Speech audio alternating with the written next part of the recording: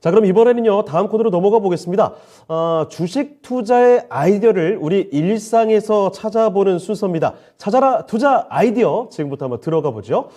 신상호 전문가의 좀 참신한 시각을 여러분 매주 쫓아오면서 이렇게 스스로 생활 속 투자 아이디어를 발견해낼 수 있는 안목을 키우시면 좋을 것 같습니다. 자, 그러면 전문가님 오늘도 무슨 얘기를 해주실까 기대가 되기도 합니다. 오늘 어떤 얘기인가요? 네, 제가 이제 앞에 얘기를 예. 하다 보니 강조한 거, 이제 제가 뭐 노는 걸 원래 좋아하는 것도 있고, 좋아하시는 거 네, 아닙니까? 그리고 창호 앵커님도 예. 또 지금 이렇게 코로나로 계속 어쩔 수 없이 좀 눌려 있고 뭐 계속 뭐 거리두기 당하고, 저 굉장히 많죠. 너 뭐 이런 거 조심해라, 조심해라 계속 얘기 듣고 스트레스잖아요. 그리고 또 네. 직장을 나와도 제한이 돼 있고 뭐 이러잖아요. 저 아직 지금 결혼도 안 했습니다만 한참 놀아야 될 텐데 네. 제대로 못 놀고 있거든요. 그러니까 이런 욕구들이 제일 강하죠. 아까 이제 제가 말씀드리면서 좀 힌트를 드린 건데, 네. 뭐 여행 같은 거 막 가고 싶지 않으세요? 당연히 가고 싶죠. 가신 지 오래됐나요? 굉장히 오래됐습니다. 코로나 이후로 저 한 3년 정도는 좀 못 갔거든요. 안 그래도 지금 주변에서 친구들이 이번 달 아니면 다음 달 중에 무조건 가자라고 해서 얘기를 하고 있는 상황이에요. 어떻게 하셨죠? 어디 가고 싶으세요? 뭐 사실 멀리는 못 갈 것 같고 지금 후보는 일본 아니면 뭐 동남아 쪽 이렇게 그렇죠. 얘기를 하고 있거든요. 네, 지금 이제 제가 이제 힌트는 다 드리고 우리가 이제 얘기하면서 답이 나왔는데 여행이군요. 여행입니다.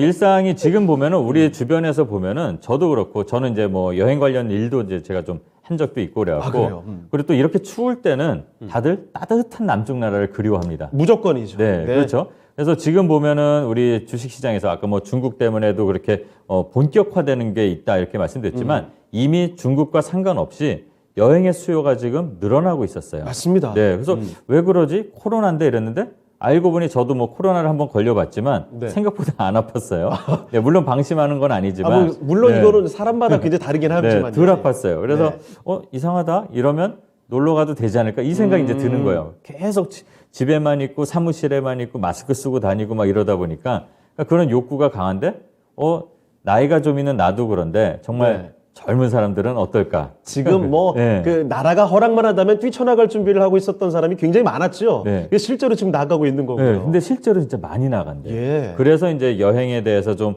보고 이 여행업계는 어떻게 지금 변하고 있나 이렇게 봤습니다. 그래서 코로나, 경기 불황 이런 스트레스가 많고 경기 침체와 뭐 달러가 비싸다고 해서 다들 무슨 여행이야 이러겠지만 실제는 안 그렇습니다. 실제 여행 수요 많이 살아나고 있는 게 지표로 나타나나요? 그리고 벌써 지금 뭐 이번 달, 그러니까 12월이죠. 뭐 해외 여행객이 뭐 100만 명이 넘었대요. 그래요? 뭐 많이도 그렇다는 들었습니다. 얘기도 나오고 또 저번에 제가 중국 관련 얘기하면서 해외 사용 그 카드 승인액이 엄청 늘었다고 나왔었습니다. 그래서 이제 지금 이제 볼 것들이 좀 여행 관련 이제 제가 좀 얘기를 드리려고 하는 건데 지금 우리 주변에서 보면은 이 팬데믹 시대에는 어딜 못 나가잖아요. 그래서 국내 여행이 되게 잘 됐었어요.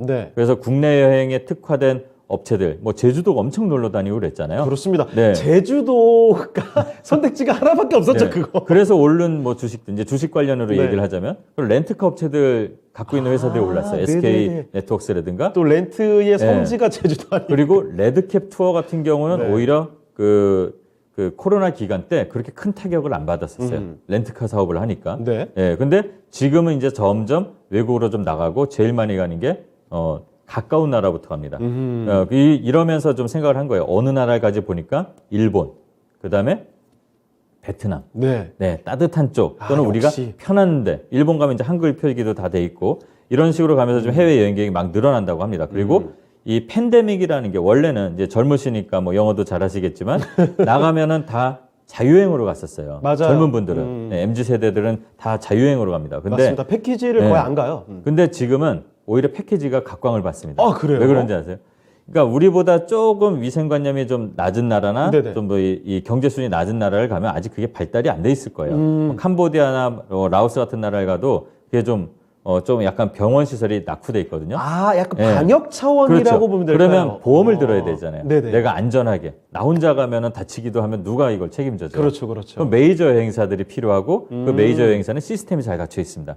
그래서 지금 팬데믹 시대에 이 자유여행이 어떻게 바뀌냐면 이게 이제 뭐 인터파크에서도 이걸 조사했다고 하는데 자유여행형 패키지로 해서 나가는 그런 확률들이 이 비중이 많아진다고 합니다. 그리고 하나투어나 또 노랑풍선이나 이런 패키지에 특화된 회사들이 점점 이 패키지에 좀 신경을 써서 세분화해서 또 상품들이 나오고 있고 그래요.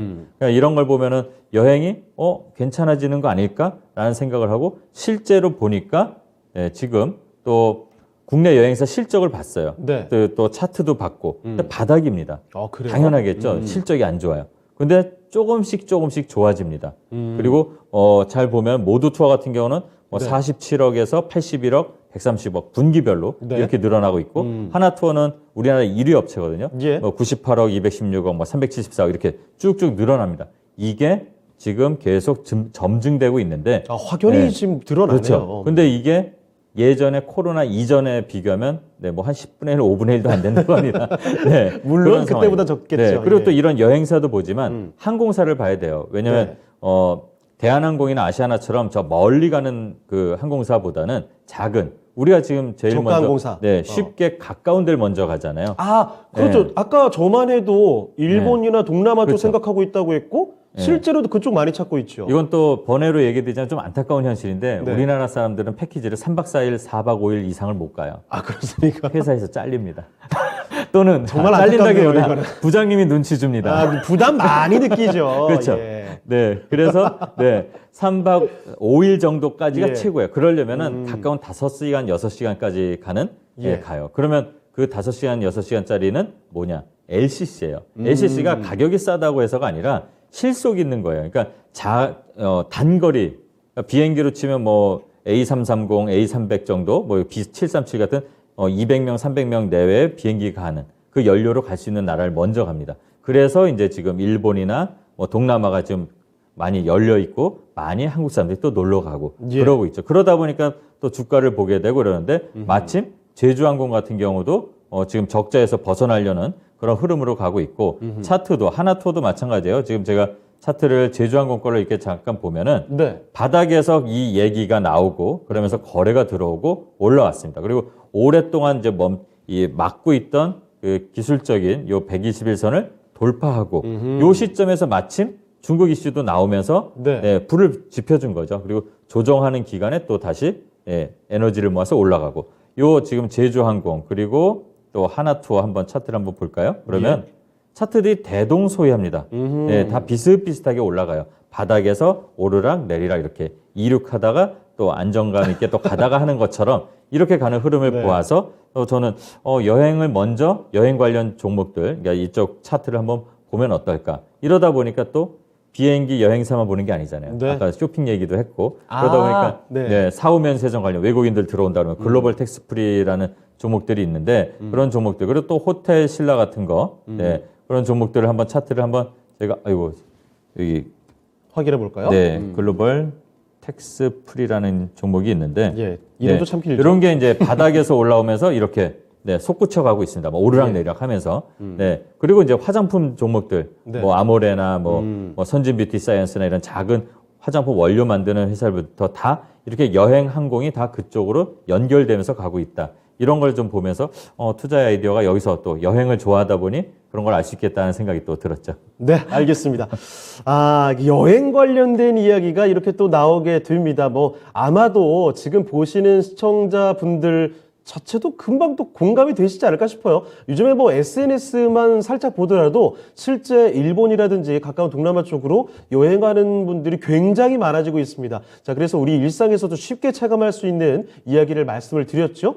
여행사들 물론 코로나 이전과 비교해 봤을 때는 역시나 그 매출 많이 줄긴 했습니다만 최근 들어서 바닥 찍고 조금씩 올라오는 모습 뚜렷하게 나타나고 있습니다. 앞서 저희도 살펴드렸지만 하나투어나 모두투어 같은 종목들 매출이 좀 늘어나고 있다는 점 확인을 해드렸고요. 자, 거기다가 이뿐만 아니라 여행에 필수적으로 따라하는 건 역시 항공이죠. 항공사들도 주목해 보시면 좋을 텐데 조금 상대적으로 가까운 나라로 가는 경향이 많기 때문에 저가 항공사들 위주로 지금 특히 퍼포먼스 좀 보여주고 있는 것 같습니다. 여행과 항공사까지 체크를 해 두시고요. 게다가 그뿐만이 아니죠. 우리가 여행 가게 되면 소비도 더 많이 할 테니까 그와 관련된 뭐 화장품, 쇼핑, 호텔, 앞서 말씀드렸던 중국 관련주들과도 이제 공통 분모들이 있겠네요. 이런 종목들도 같이 한번 체크를 해보시면 좋을 것 같습니다. 실제 뭐 카드 결제 그 수준도 많이 늘고 있는 상황이죠. 그렇죠. 여행에 제일 중요한 건 뭡니까? 돈이죠. 돈이죠. 그리고 이제 달러도 어떻게 보면 심리적으로 좀 떨어져 있어요. 1270. 알고 보면 올라간 건데 네. 우린 1440을 봤기 때문에